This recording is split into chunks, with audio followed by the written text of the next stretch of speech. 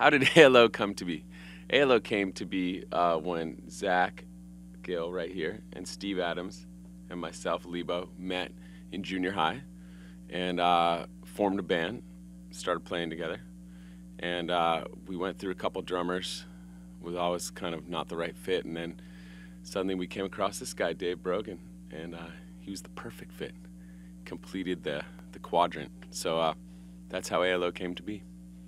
Now, where was this? You said it was in high school. What high school Yeah, was junior that? high, actually. Redwood Junior High in Saratoga, California.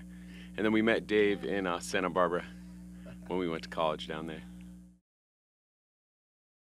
We got some old tapes. Yeah, we were constantly recording, you know. So we have lots of documentation going all the way back to junior high. That first record you put out, the Tabula Rasa, what was that, high school?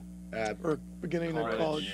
We have one before that called Contact. It was a little EP. Yeah, we did a record. The three of us did a record with our first drummer in high school, and then it was a tape. It was a tape. It was a cassette tape, and then we did another one in college. And Dave made some albums with some other bands as well, and then we made we did a little 4-song demo. Our demo in '96. College.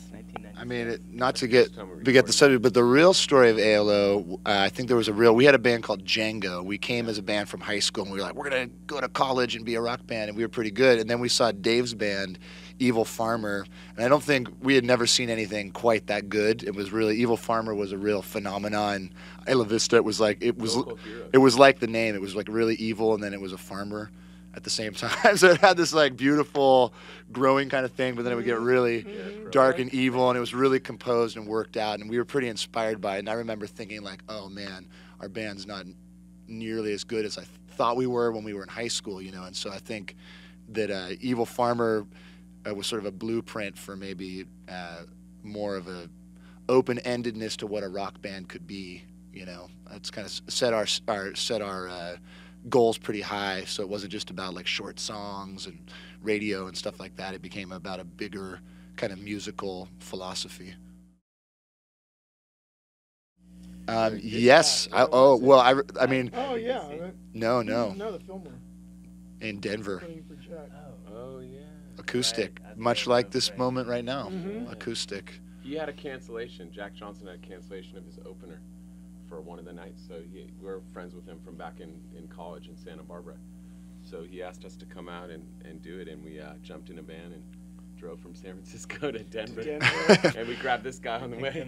We're like, we're putting the band back together. Yeah. We got a big Drove gig. The first gig was like for 2,500 people at the. Oh yeah, we rehearsed I in. thought, this is pretty good. These guys are doing something.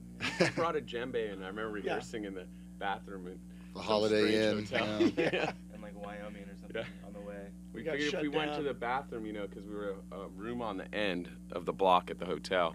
And so first we were in the main room, and the neighbors were banging on the door. So we all crammed in the bathroom that was on the outside wall. Tried that. We got shut down there too, though, I think. Jack was kind of, again, you know, we kind of have this little, we had a garage in Isla Vista where we went to college, and it was one of the only garages in town. And so the four of us would be in there playing all the time, and Jack would come over, and it was just kind of this collective jam space. You know, it was like drums and PA system, everything was set up all the time. So I felt like when we made the album, it felt a little bit like we were back in, because Jack's studio is a garage. I mean, it's souped up, but it's a converted garage. It kind of felt like we were back in Isla Vista. It's a rootsy studio too, which is cool. You know, a lot of times you go, you know, you picture studio and recording studio in Hawaii. It's gonna have, you know, two-way mirrors and all this crazy gadgetry, and it's like, like you said, it's like converted garage, and there's some gear in there, and it's all real. It's real down to earth, which I think was good for us, because it put us in a good state of mind to just be creative and not be worrying about, you know, squeaky clean things. I don't know. I think personally I felt a little more confident going into this record, having done like a number of other side projects in our couple years off, and I don't know. I personally felt pretty, just like, I don't know, kind of ready to go, and I felt good about my bass playing and good about my musicianship.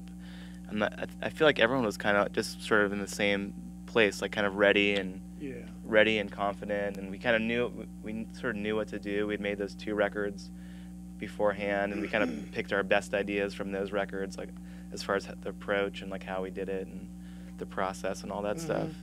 So I think we went in with some good ideas and sort of how to do it, and also just feeling ready. Yep.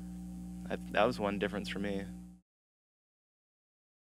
Yeah, it's like a floating festival in the Caribbean, and tons of great bands and musicians, thousands of fans, all on one boat. 5 days backstage is how the fans have termed it. Yeah. And it's pretty fun. Yeah, it's cool because there really is no division between the artists and the audience. Everyone's eating, just like here. No, but yeah, everyone's eating in the same room and hanging out at the pool, and then all of a sudden, jump up on stage and there's the guys from the Grateful Dead playing music for you. You know? And then you run into them like at the pizza buffet line. Yeah, yeah, it really is like that though. It's pretty cool. trippy. Yeah.